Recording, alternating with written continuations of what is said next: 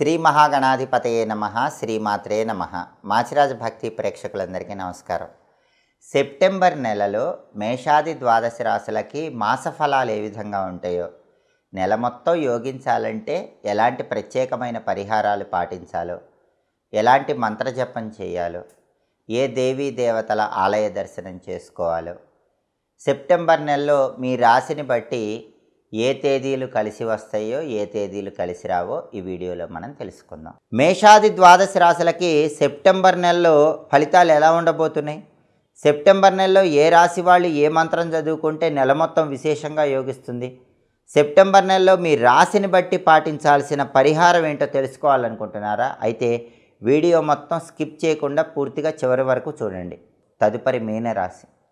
మీనరాశి వాళ్ళకి సెప్టెంబర్ నెలలో మాస ఫలితాలు పరిశీలిస్తే సెప్టెంబర్ నెలలో ప్రధానంగా మిశ్రమ ఫలితాలు కనిపిస్తున్నాయి. అంటే కొంత అనుకూల ఫలితాలు, కొంత ప్రతికూల ఫలితాలు కనిపిస్తున్నాయి.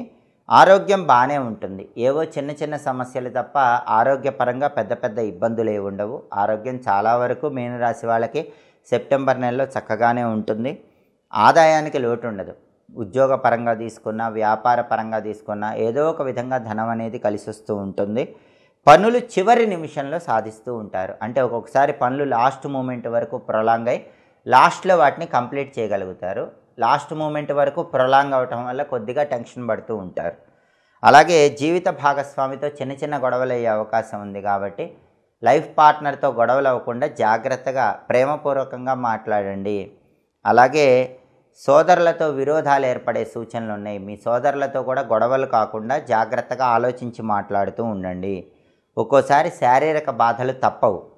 శారీరక బాధ ఉన్నా కూడా మనోధైర్యంతో ముందడుగు వేసినట్లయితే అన్ని సమస్యల నుంచి తొందరగా బయటపడవచ్చు.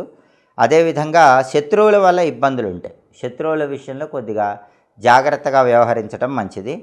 శత్రువుల వల్ల ఇబ్బందులు రాకుండా ఉండటానికి ఎడమ కాలికి నల్లదారం ఒకటి కట్టుకొని ఎప్పుడూ ఉండండి.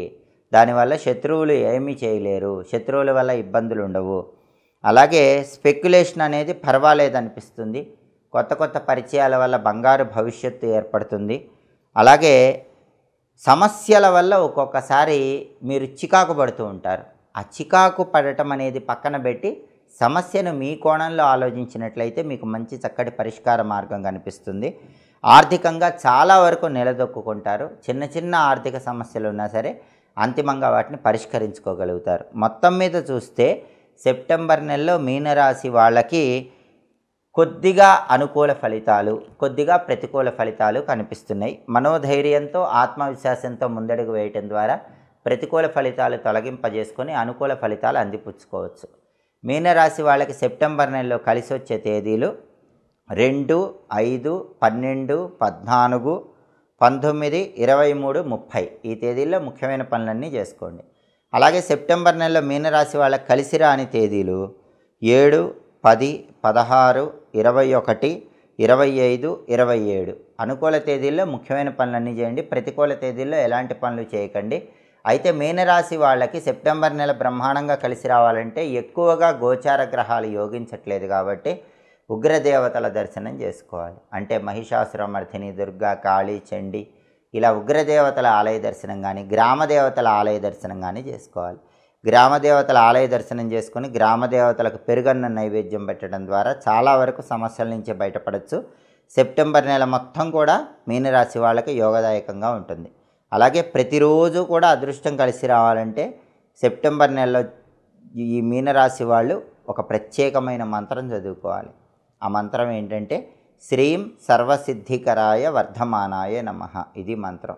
శ్రీం సర్వసిద్ధికరాయ వర్ధమానాయ నమః. ఈ మంత్రం రోజు 21 సార్లు చదువుకుంటే కనుక మీనరాశి వాళ్ళు సెప్టెంబర్ నెలలో ప్రతికూల పరిస్థితులు తొలగింపజేసుకొని అనుకూల ఫలితాలు సిద్ధింపజేసుకోవచ్చు. సాధ్యమైనంత వరకు దుర్గా ఆలయ దర్శనం చేసుకుంటూ ఉండండి. దుర్గా ఆలయ దర్శనం, లక్ష్మీ నరసింహస్వామి ఆలయ దర్శనం, మహిషాసురమర్ధిని ఆలయ దర్శనం ఇలా ఉగ్ర రూపంలో ఉన్న దేవుళ్ళ లేదా దేవతల ఆలయ దర్శనం చేసుకోవటం ద్వారా మీనరాశి వాళ్ళు సెప్టెంబర్ నెల మొత్తం కూడా విశేషమైన శుభ ఫలితాలు సిద్ధింపజేసుకోవచ్చు. ఇవి సెప్టెంబర్ నెలలో మేషాది ద్వాదశ రాశులకి మాస ఫలితాలు. ప్రతి నెలలో కూడా మీ మాస ఫలితాలు తెలుసుకోవాలనుకుంటున్నారా? అయితే మా మాచిరాజ్ భక్తి ఛానల్ని తప్పకుండా చూడండి. మా వీడియోస్ మీకు నచ్చినట్లయితే మా ఛానల్ని లైక్ చేయండి, కామెంట్ చేయండి. మా ఛానల్ వీడియోస్ 10 మంది మిత్రులకు షేర్ చేయండి. మా ఛానల్ని సబ్స్క్రైబ్ చేసుకోండి. పక్కనున్న బెల్ సింబల్ నొక్కటం మాత్రం మర్చిపోకండి. సర్వే జనాః సుఖినో భవంతు. స్వస్తి.